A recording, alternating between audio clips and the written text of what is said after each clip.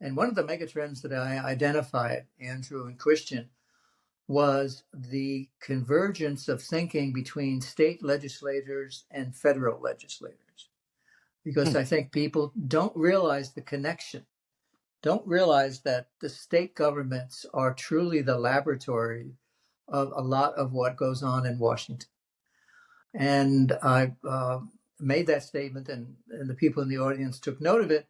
And here we now have evidence that there is this connection between what goes on in Sacramento, Albany, Springfield, the most liberal of the states, and the influence that they have in Washington, D.C.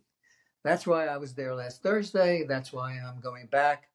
That's why I'm concerned about the impacts of these legislative points of view, because it represents a change in narrative.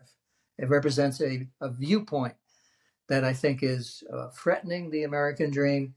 It is attempting to replace it with something that is not yet defined. But in my humble opinion, the American dream is what has held this country together for easily a couple hundred years, especially with the first wave of immigration in the 1850s.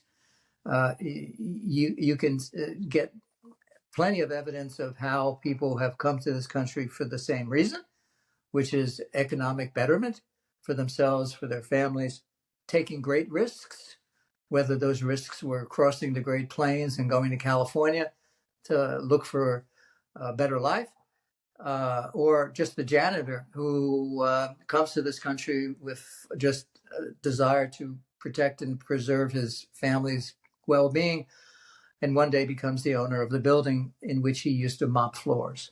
So I'm very concerned about the threats that these legislative proposals, both at the state level and the federal level, have on the American dream. And that's what I decided to dedicate myself to.